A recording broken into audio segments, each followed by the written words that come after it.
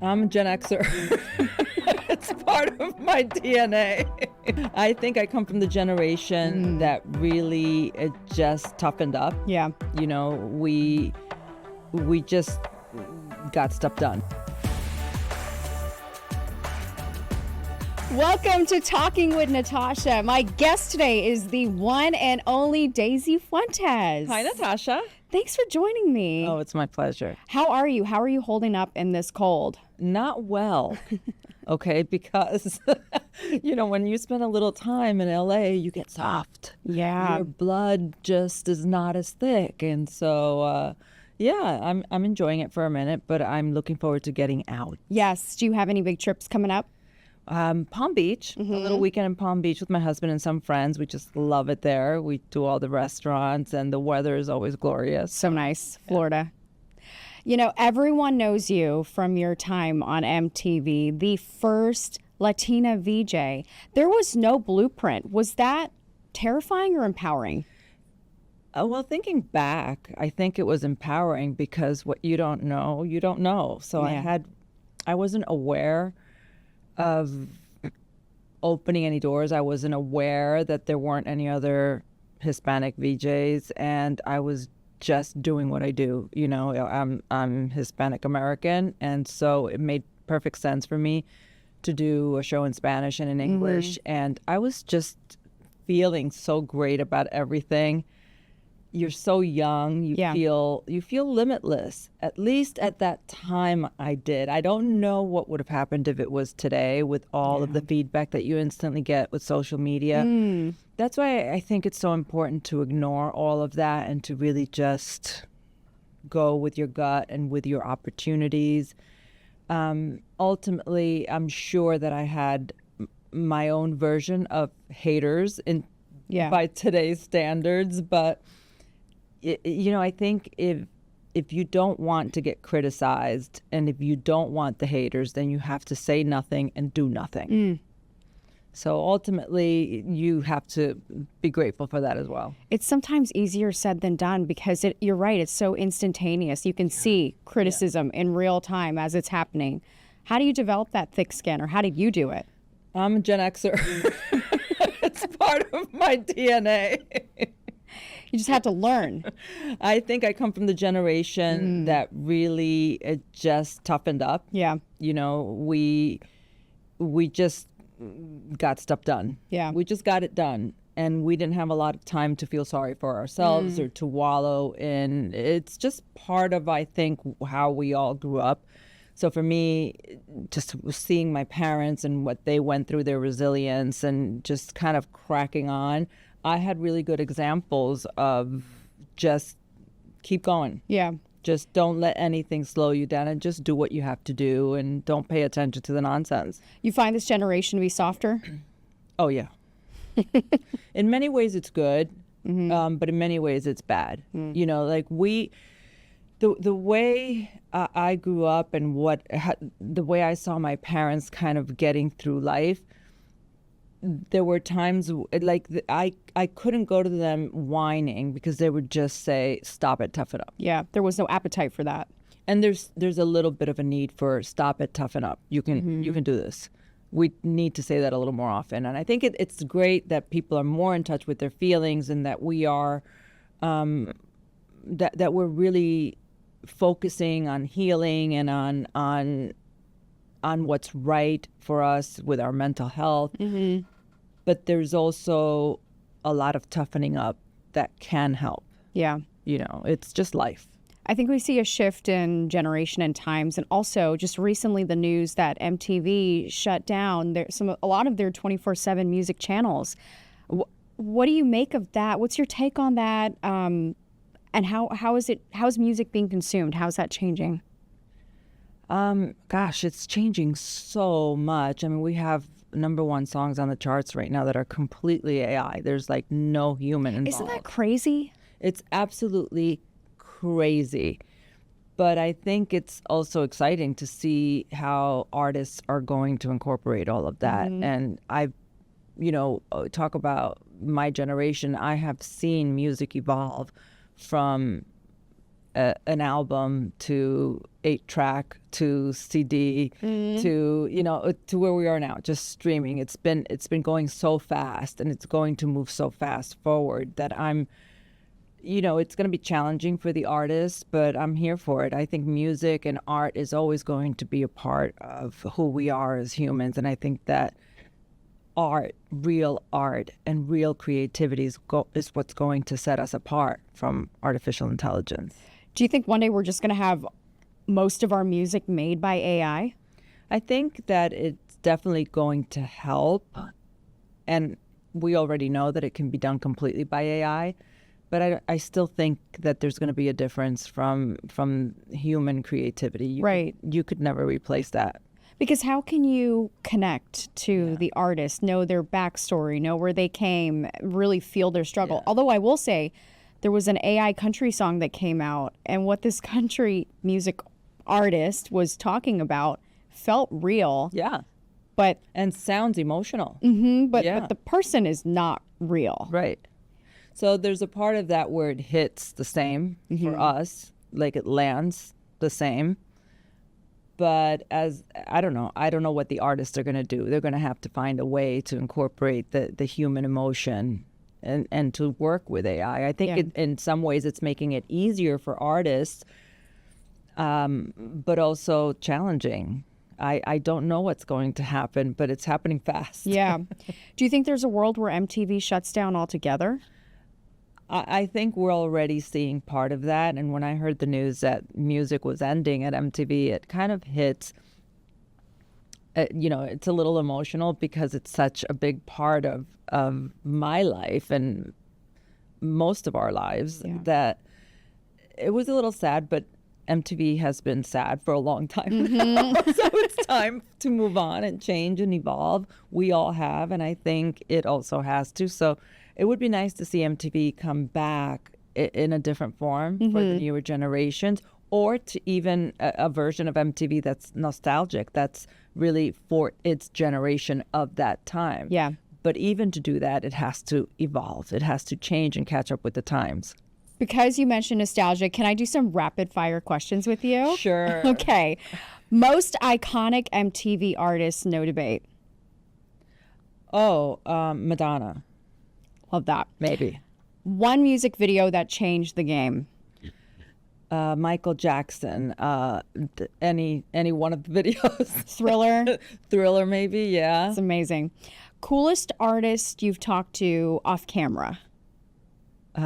Richard Marx. Most intimidating artist you ever met. Maybe Steven Tyler. Okay. A song that instantly takes you back to those MTV days. Video Killed the Radio Star. Which artist today would have dominated in the MTV era? Harry Styles. I like that. Okay, great answers. That's all. Those are all my questions. Did I pass? You did. You passed. I want to talk about life after MTV, though, because you built an absolute empire. We're talking fashion, beauty, lifestyle. How did you decide after MTV what your brand would be? I didn't really decide that. It was a journey. It was at a time when branding didn't really exist, and it was at a time where I didn't know what my journey was going to be with television and media.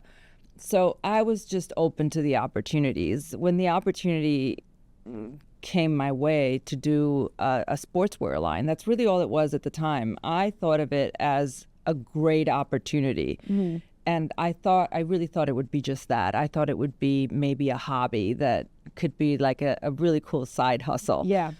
And the truth is, at the time, we didn't really know what branding and licensing looked like. And we were just, like you said before, creating a blueprint for something that didn't exist. There were a lot of artists turning this sort of opportunity down because it was at a time when people weren't really blurring the lines. You were either an actor, you were a singer, or you were a model, and it was like, stay in your lane. Today, everybody does whatever they want across all platforms, and it's kind of great. Yeah. You know, 20 years ago, 22 years ago, that was not the case. So I just surrounded myself with like-minded people, people who really knew the industry much better than I did. And a lot of us learned together what this new branding licensing world was going to be. Yeah. And before I knew it, we had many more categories. We were adding categories, but it happened really organically because it worked and it resonated with the consumer. And we were just taking it one step at a time. You talk about it being the wild, wild west in 1994 with just, like I said, branding and licensing and everything. Was there a particular lesson that sticks out that was a hard lesson that you had to learn? Yes, that I had to really understand the retail market. I really had to learn to work with buyers and to listen to the merchants, to my partners, and find the balance, find that area where my identity in the brand still holds true, because I'm the one that will stand behind it. But I had to also trust the business and learn the business. Yeah. So there's a fine, you can't have too much of an ego going into this, because it's not about me and what I want. I have to really understand what's going on, the climate, the business, and the people who are really working with me and my brand. Yeah. You talk a lot about authenticity versus virality and what really is going to sustain a business over time. How important is it to be authentic? I think it's everything, especially in today's world. I think we went through a time with social media where everything became a little bit more polished, and where people were really putting up a little bit more of a front and a little bit more of a polished finish. Yeah, like a filter. Yeah.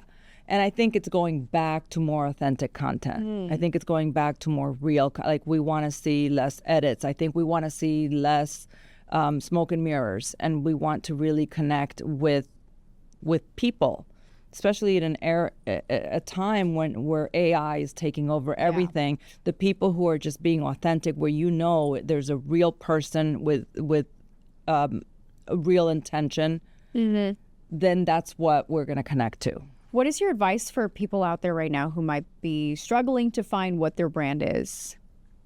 Be authentic. Like, really figure out what makes you and your brand different. And ultimately, what makes your brand different is you. We're not reinventing the wheel. You know, it's not like I'm making sweaters with 3 arms. It's really the fact that I stand behind my business. I stand behind my name. I stand behind my brand. I support and I listen to my customers. I understand my customer. And I think that that's what's going to set anybody apart. It's incredible what you've created, because by 2016, your namesake apparel brand had racked up $1.5 billion in lifetime sales. What's the smartest business decision you've made? I don't know that there is one smart business decision. I think it's who you partner with. I think it's who you really decide to trust and to run your brand with you. How do you sift through that and try and, figure that out?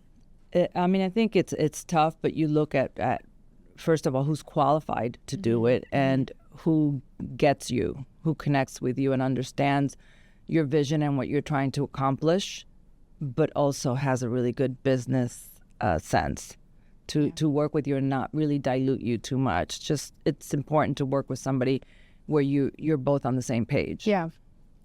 Let's talk about your love life. Okay. How did you meet Richard Marx? On Twitter. On Twitter? No way. Yeah. How, what happened? Did he slide into your DMs? No. He was having a conversation with Martha Quinn from MTV. We both follow her on Twitter. And they were both talking about some 90s music thing. And I jumped in and said, oh, you guys are giving me such a 90s music flashback. Yeah. And that's how we kind of got on each other's radar again. And then we started following each other, and we were just kind of aware of each other for about a year before he slid into my DMs just to invite me to a show. Okay. He said, hey, I'm doing a special from the Grammy Museum. I would love for you to go. So I ended up going to the show with a friend, and then I realized when I went to say hi backstage, there were like tons of 25-year-old starlets like, oh, Richard Marx. And so, that was a very quick hello in and out. And I remember when I was sitting there watching him, my friend who came with him, she said, you need a boyfriend like that. And I thought, yeah, I kind of do. I kind of need a boyfriend like that. Not thinking it would be because he was just being so funny and so witty, Yeah. on stage like he is all the time. So How did things progress then? shortly after that, well, at that point we exchanged numbers. Yeah. And we stayed in touch. And then the next time he was in town, he asked me to dinner. And it ended up being a 3-hour dinner where we just talked about everything and connected about. We knew so many people in common, and we were convinced that we were at the same parties, at the same events, at the same time, and just never met each other isn't that all crazy? through those years. Yeah, And so many parallels. yeah, but the truth is, I was in a relationship. He was married. It wasn't the right time. And I think everything happens at the right time. We met exactly when we were supposed to meet. Wow. You talk about finding love later in life. Just talk about that. I mean, I think it's great. I think, I met him when I was 45, and I had already done a lot of work on myself. I'd been through some horrible relationships. I'd been through some good things. You learn from it all. And I just I wasn't exactly sure what I wanted, but I knew what I didn't want. Yeah.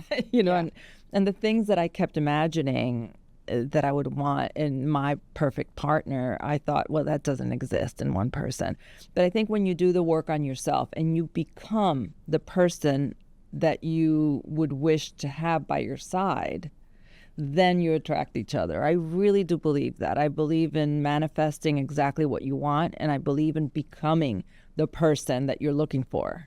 And I really do think that that's the only way it's going to happen. And you really only know that after trial and error, after experience. When you're in your 20s, you just want the husband and the kids and the family. And then I think if you get a little bit past that and you focus more on what's really, like, is this really, really the person? I'd been in long-term relationships and asked myself, do I want to start a family? And I certainly could have. And I just thought to myself, well, is this a person where if we weren't together and had a child, is this someone that I want to deal with for the rest of my life, or at least for the next 20 years? It's a big decision. Yeah. Huge. And the answer was always no.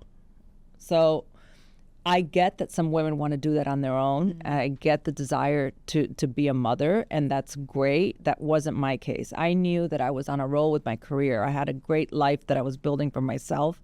I didn't want to pause that. And I knew that at that point, everything would end for me. It would have to. Yeah. Because, I wasn't about to have a child with someone who may or may not have been fully present and think that I could have a full career at the same time in entertainment, much less, with the traveling, with everything. One of the things is going to have to suffer a little or a lot. And for me, I was kind of thinking like a man at a time where that was not really acceptable. You go relationship to relationship. Did you ever lose hope thinking that, you wouldn't find the love or that you'd have to like give up a big piece of yourself and have to give up your career in order to find it? I had already done that. I had already given up a lot of myself for relationships without realizing that that's what I was doing. You get in a relationship, especially when you're a strong woman and you're having success and you're public, you don't realize that the person that you're in love with is kind of trying to dim your light. And so you do. I dimmed my light quite a bit to make other people comfortable. And I was able to see that after a while and then decided I'm not going to do that. But I did, and I think many people do. And you have to see it in order to correct it. I learned from all of that. Yeah. I think timing is everything. I think your story really gives a lot of people hope, that you can find love later in life too. Yeah, and I never had trouble finding dates. And even at the times where I thought I didn't want a relationship, I was always open to dating because I always wanted to learn how to relate to people, to men. I never wanted to lose that. So even though I didn't think I wanted a serious relationship, I would always accept dates. And I always tell my friends, because I have some friends that are just sitting at home, and I say, how are you? And so for some of them, it's too late. They've lost the ability to connect, to talk, because if you sit at home for years and years and years, Yeah. it becomes more difficult to open yourself up to a romantic anything, even if it is just a date where you allow someone to flirt with you. So for me, that was always important to feel like a woman. It was always important to remember that. And I was always open to love and relationships. But yeah, when I met Richard, I didn't think I was going to have a real serious relationship again, much less get married. Yeah.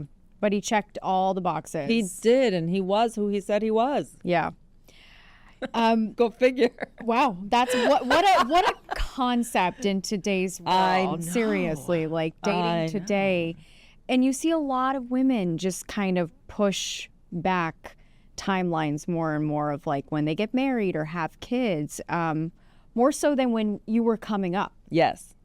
Yeah, because I think that women are more independent and stronger and more self-sufficient today than when I was younger. I see that. I see women, and what's funny is that, and I could be wrong, but I'm seeing that as women are becoming stronger and more independent, men are becoming softer and more dependent, and they get more comfortable with that, with the women kind of taking over. And then that there's a little dynamic shift there that I'm curious to see where it's going to go. Yeah, no. Are you married?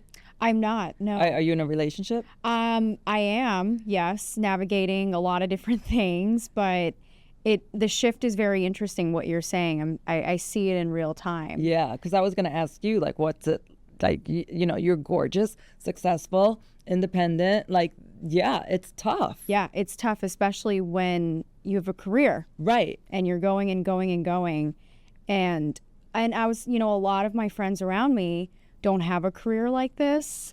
So they're getting married and they're settling down. And I wonder if you've ever felt that, I don't want to say pressure, but just like you're looking around and you're like, oh, people are different than me. Yeah, but yeah, people are always going to be different. For me, I always noticed that I was different than most women, especially at the time. But I think it's important to do what feels right for you. I mean, as a Hispanic woman coming from a very traditional family, the pressures were all very antiquated for me, but they were there. The expectations were all there, and it was a little bit difficult to go against the grain. But I think it's important to really listen to your gut, and if the path isn't there, create your own path. But fortunately, there are a lot of women really changing the scope and really creating their own path and going down multiple lanes, and that's really inspiring. Yeah, that's really inspiring to see. Okay, so I always tell women, going back to that, I always tell younger women who are very excited about a relationship and getting married and balancing out, what do I do for a career versus they're focusing more on a relationship and marriage. And I always say, no matter what you do, just have your own finances before you get married, because there's nothing worse than fully depending on someone for your finances. Like, yes, your husband, your partner should be successful.